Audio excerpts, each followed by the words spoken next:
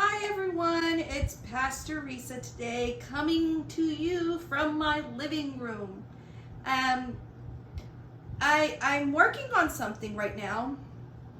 It's I like to knit. I knit all kinds of stuff, and it just took this thing off of what's called a loom. It's this really big thing, but the most important thing about doing knitting or any kind of projects is that I really need to make sure that I have all of my favorite things to make me feel good, because this isn't very easy when you're first starting out. It's kind of hard to learn how to do this. So I brought my friend. Now I want you to think really hard, because my friend doesn't have a name. The only friend I have that doesn't have a name. My unicorn has no name, and my unicorn's sad. So leave me a comment. I want to know, what should we name the unicorn? But I have my unicorn. I have my shiny stuff. I like shiny things, right? And then, of course, when I'm feeling bad, I have my gold medal to remind me that I'm a champion. Because when you're knitting looks like this, it's not supposed to look like this, okay? It's really messed up. Like I shouldn't be able to see you like this. Like I can put my whole fingers through it. I love to knit, but you know, this is just really dumb string. I don't think it's the string. It's really not me, it's the string. I'm pretty sure that the string is the reason that my knitting looks so ugly. It's the string. I mean, knitting's just too hard for normal people. I'm pretty sure that's what it is. But, you know, I just wanted to bring this to you, because stuff like this should make me be in a really bad mood. And I was thinking today, when I was working on this piece, that this reminds me of our Bible story today. So today's story comes from the book of Exodus. It's in the very beginning of the Bible, and it's about Moses. And Moses is walking along, doing what he has to do with the farmland, and he sees a bush, a big old tall bush, like the kind that you have outside, you know, some of your houses, some of your schools, and this bush is on fire. And Moses got a closer look, and instead of running and getting a fire extinguisher and saying, oh my gosh, what are we gonna do? Moses says, I wanna take a closer look, because you know what? The bush wasn't even burning. Like, it was on fire, but it never burned down the bush. And when Moses went around this fire, he saw that he heard God speak to him. And God told Moses, I need you to go to Pharaoh and set my people free. Set the Israelites free. That's your job. You can go to Pharaoh, set the Israelites free. And Moses said, me? No. It couldn't possibly be me you're talking about. No, I mean, what am I supposed to do? Am I supposed to just go up to Pharaoh and just say that? Like, even if I did go, what am I going to tell the people? Just be like, hey, you're free? And God said,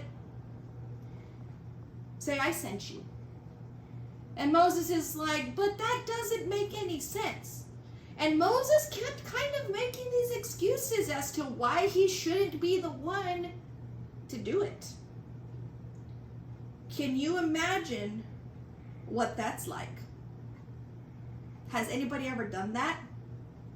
Because I literally just got done doing that. I just got done, and I said, I'm going to make this project.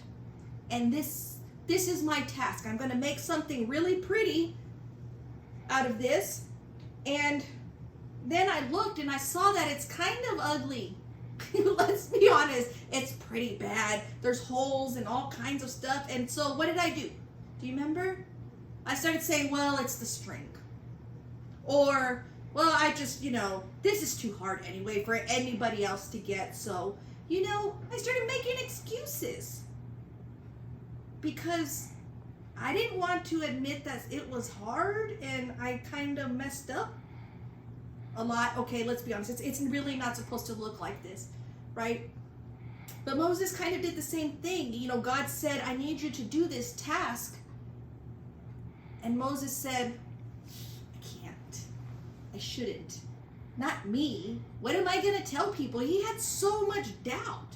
How many of you have ever had doubt like that? That there's something that maybe, you were asked to speak in front of the school. Oh my gosh. Or somebody asked you to join the talent show.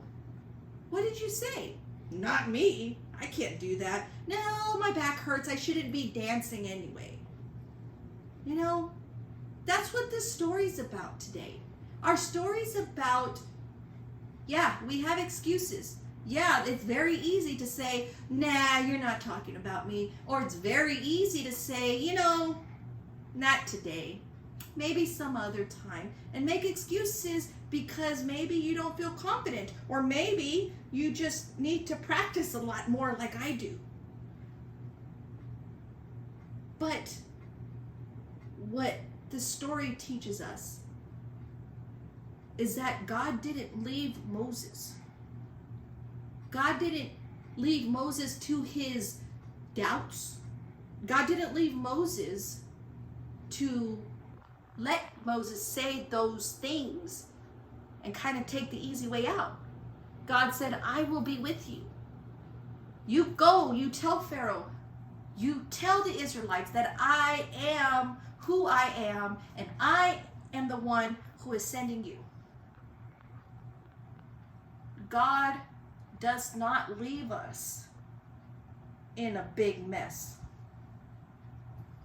And sometimes when we make big messes, like this that I made, a huge, big, stringy mess, sometimes we want to give up. Sometimes we just want to leave it there and just say, nope, I'm going to throw that one away. But we got to remember that whether it's a project that we're working on, or whether we're having a hard time trying to do schoolwork. I'm in school right now, and I'll tell you, it's hard doing schoolwork. It is. Because I'm not in a classroom. I'm learning on the computer, just like lots of you are right now. And it's hard. And I'm tempted to make excuses like, oh, I'm so tired. I used that one today and yesterday. I'm so tempted to make these excuses. And I know that you guys may never, ever feel that way. But if you do, just know that no matter the task, God is with you. And God promises never to leave you. And that's something to take with you throughout all the days of your life, all the troubles that you go through, all the stuff that seems kind of tough that you don't want to do. Take that with you and know that no matter what, God will not leave you. That's God's promise. You are not alone, no matter what you're doing. So take that with you and let us say a prayer together. And say it with me. Dear God, thank you for being with us always. Help us remember your promises that you are always there. Help us in our doubts. And thank you for all the love that you give us and that you show us to give others. And the whole church says, amen. Thank you so much for joining me for another Sunday message. I will see you next week. Bye.